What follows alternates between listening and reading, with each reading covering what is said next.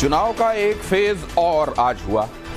इसके साथ साथ देश में और क्या हुआ, अहम क्या हुआ और उन खबरों का विश्लेषण क्या कहता है। नमस्कार, स्वागत है आपका बिग एंड बोल्ड में। आज बिग एंड बोल्ड में मैं आपको बताऊंगा कि क्या उत्तर प्रदेश में भारतीय जनता पार्टी की सीटें फंस रही हैं जैसा कि कुछ लोग कह रहे हैं, और अगर ऐसा है तो उनकी संख्या क्या है, 28 है, 8 है या कुछ और, बताऊंगा। साथ ही यह भी बताऊंगा कि उपयोगी योद्धा कौन है। उपयोगी योद्धा योगी आदित्यनाथ, जो अब यूपी के बाद हरियाणा, पंजाब और दिल्ली में भी स्टार प्रचारक बन गए हैं। क्या योगी की अपील पैन इंडिया बनती जा रही है? शुरुआत आज की कवर स्टोरी के साथ। उत्तर प्रदेश में भारतीय जनता पार्टी की कितनी सीटें आ रही हैं? 40, 50 या उससे ज्यादा, 60 पार या उससे भी ऊपर? यह सवाल हर चौक चौराहे पर पूछा जा रहा है, मगर अब इस बात का जिक्र भी होने लगा है कि यूपी में बीजेपी की कितनी सीटें फंस रही हैं, और अगर ऐसा है तो किस आधार पर यह दावा किया जा रहा है। क्योंकि चौथे चरण के मतदान के दौरान अखिलेश यादव टेंशन में थे, ठीक उसी तरह पांचवें फेज की वोटिंग के दौरान राहुल गांधी कुछ परेशान नजर आए। जहां भारतीय जनता पार्टी के लिए फाइट टफ बताई जा रही है, वहां दो लड़कों की जोड़ी के पूरी तरह से हिट होने के चांस नहीं है, यह भी कहा जा रहा है। बिग एंड बोल्ड की पहली रिपोर्ट आपको बताएगी एक्चुअली क्या हो रहा है। देखिए, चाहे कितना जोर लगा लो, आएंगे तो मोदी ही और जीतेंगे भी। यूपी जो 80 सीटें ले रहा है, इसमें 79 सीटें समाजवादी पार्टी, कांग्रेस, इंडिया गठबंधन जीत रहा है। एक जो प्यूटो है उसमें हम और आप लड़ाई में हैं। ये चुनाव है, अपने जोरदार वोट के साथ उनकी जमानत जब्त करा दो। इस चुनाव में देखने को मिल रहा है कि हर सीमाएं जनता ने तोड़ दी हैं और पूरी तरीके से समर्थन के लिए और इंडिया गठबंधन के समर्थन के लिए निकल पड़ी हैं।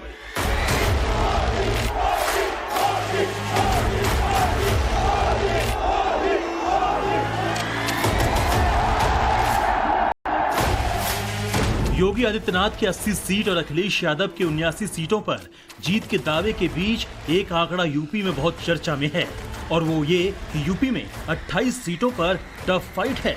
इन पर बीजेपी फंसी हुई है। ये सीटें कौन सी हैं, किसके फेवर में जाएंगी और हार जीत का अंतर कितना रहेगा, ये सवाल इसलिए जरूरी हो जाते हैं क्योंकि वोटिंग से पहले राम गोपाल दावा कर रहे हैं और 40 सीटों पर बीजेपी को फंसा हुआ बता रहे हैं, जबकि डिंपल यादव ने 38 सीटों पर बीजेपी की हार का दावा किया था और शिवपाल यादव तो सभी 80 सीटों पर बीजेपी को चैलेंज बता रहे हैं। तो फिर अचानक ऐसा क्या हुआ कि बीजेपी के लिए मुश्किल बताई जा रही सीटों का आंकड़ा घट गया? कहीं ये वोटिंग परसेंटेज का असर है या फिर चुनावी रैलियों में मिलने वाले जन समर्थन का तुलनात्मक अध्ययन? क्योंकि पांचवें फेज में यूपी की 14 सीटों पर 5 बजे तक 55.80% वोटिंग हुई। इससे पहले चौथे चरण में 58.22% वोट यूपी में पड़ा था। थर्ड फेज में वोटिंग का यह आंकड़ा यूपी में 57.55% था। इसी तरह दूसरे चरण में 55.19% वोटिंग यूपी में हुई और फर्स्ट फेज में 61.11%, जो कि अब तक सभी 5 चरणों में सबसे ज्यादा थी। ये लोकतंत्र का 2024 का विशेष चुनाव है। याद रखना, जिस तरीके से कभी समुद्र मंथन हुआ था, उसी तरीके से आज 2024 का चुनाव संविधान मंथन का चुनाव है। एक तरफ वो लोग हैं जो संविधान को हटाना चाहते हैं, मिटाना चाहते हैं, बदलना चाहते हैं, और दूसरी तरफ समाजवादी पार्टी और इंडिया गठबंधन के लोग हैं जो संविधान की रक्षा करना चाहते हैं। जो भावना पूरे देश की है, उत्तर, दक्षिण, पूरब, पश्चिम, वही तो उत्तर प्रदेश का भी है।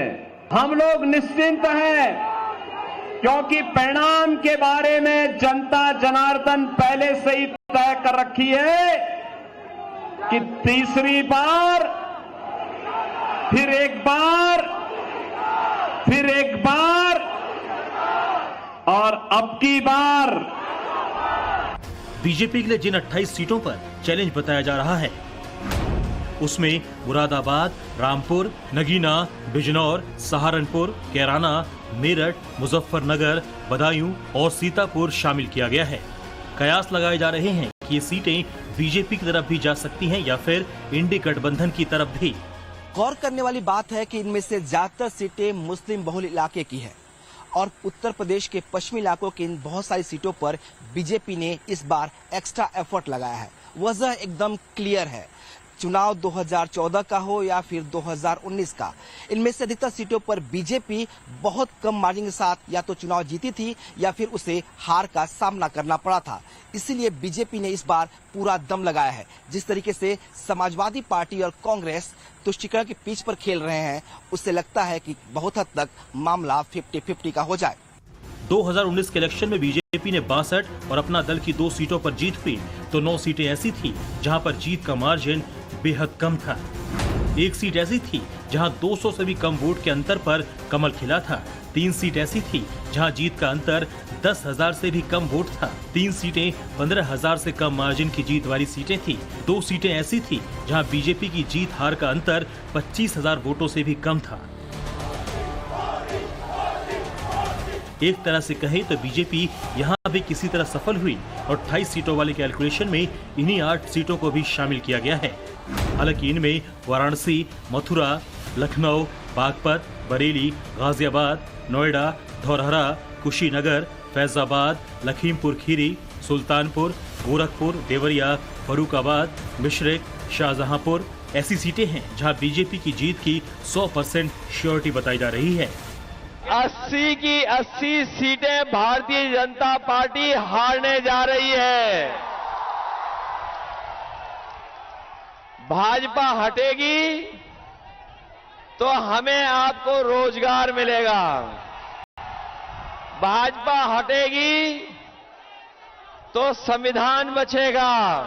आपको सतर्क करने के लिए आ रहे हैं कि झूठ बोलेंगे, गुमराह करेंगे, जाति के नाम पे बांटेंगे, लेकिन बचना नहीं है।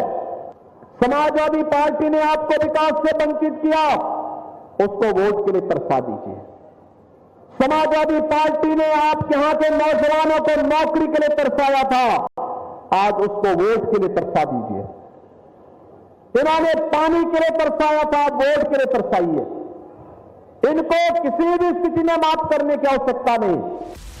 बीजेपी को टफ फाइट वाली सीटों में उन्हें भी शामिल किया गया है, जहां समाजवादी पार्टी से मुलायम फैमिली के मेंबर्स चुनावी समर में हैं। इनमें अखिलेश यादव के फेवर में कन्नौज सीट बताई जा रही है। मैनपुरी पर डिंपल यादव के 100% चांस बताए जा रहे हैं। आजमगढ़ सीट पर इस बार धर्मेंद्र यादव को फेवर किया जा रहा है और फिरोजाबाद में अक्षय यादव के चांस बहुत हाई बताए गए हैं। लॉजिक दिया जा रहा है कि 2019 के चुनाव में अगर मुलायम फैमिली के कुछ सदस्यों को हार मिली थी तो इसकी वजह शिवपाल यादव का अखिलेश यादव से अलग चुनाव लड़ना था और वो एक तरह से समाजवादी पार्टी के लिए वोट कटवा साबित हुए थे, जबकि इस बार मुलायम फैमिली दोगुनी ताकत के साथ उतरी है। हालांकि इस समीकरण से एक बात क्लियर है कि बीजेपी को 50 से ज्यादा सीटों पर हॉट फेवरेट बताया जा रहा है, यानी 50 सीटें ऐसी हैं जो बीजेपी के लिए एकदम पक्की हैं।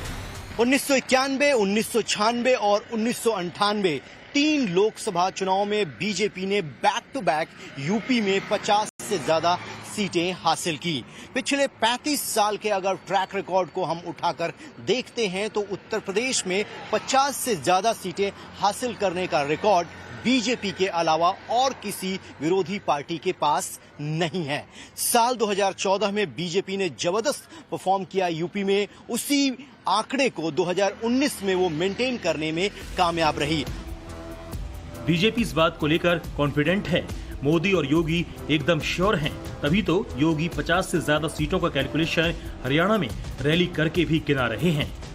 उत्तर प्रदेश में तेजी के साथ विकास हुआ है। 25 करोड़ जनता सुरक्षित है। पर्व और त्योहार शांतिपूर्ण तरीके से मनाए जाते हैं। देखो आज यूपी में 14 सीटों पे चुनाव हो रहा है।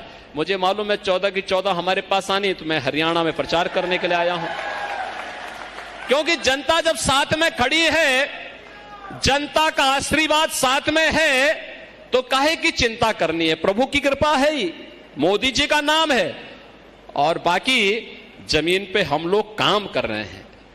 और बहनों और भाइयों, परिणाम जनता जनार्दन दे रही है।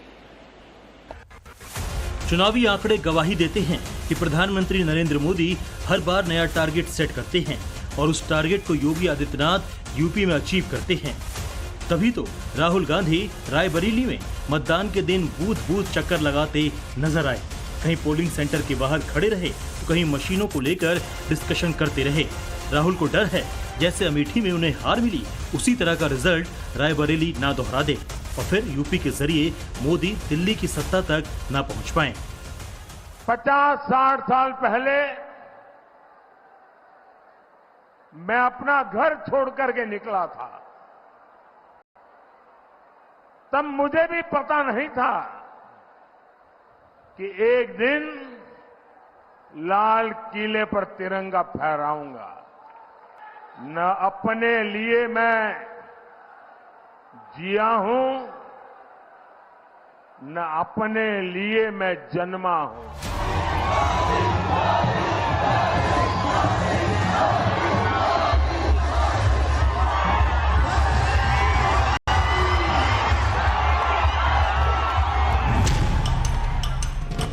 यूपी में बीजेपी की स्ट्रेटजी एकदम क्लियर है। फंसी हुई सीटों को जीतने का फॉर्मूला एकदम फिक्स है। यूपी में विपक्ष की एंटी इनकम्बेंसी को आधार मानकर ताकत झोंक रहा है तो बीजेपी विकास कार्य और माफियाओं पर एक्शन को अपने सपोर्ट में मान रही है। राहुल और अखिलेश रैलियों में आई भीड़ को वोट में कन्वर्ट कर रहे हैं तो बीजेपी को मोदी और योगी के चेहरे पर भरोसा है। विपक्ष धन तुष्टीकरण के सहारे अपने लिए उम्मीदें टटोल रहा है तो वहीं बीजेपी सनातन की लहर पर यूपी जीतना चाहती है। तभी तो प्रयागराज में इंडी गठबंधन की रैली में राहुल और अखिलेश का माइक खराब होना बीजेपी अशुभ बता रही है, जबकि लोगों की भीड़ को ये जोड़ी फील गुड फैक्टर समझ रही है। बाबा साहब भीमराव अंबेडकर ने कहा था कि धार्मिक आधार पर आरक्षण भारत के विभाजन की नींव पैदा किया था। हम दोबारा धार्मिक आधार पर आरक्षण नहीं होने देंगे। अनुसूचित जाति, जनजाति और पिछड़ी जाति को मिलने वाला आरक्षण मिलेगा, महिलाओं को मिलने वाला आरक्षण मिलेगा। लेकिन कोई मुसलमान ये चाहता है कि मुस्लिम होने के कारण उसको आरक्षण मिले, कभी नहीं मिलेगा, कभी नहीं मिलेगा।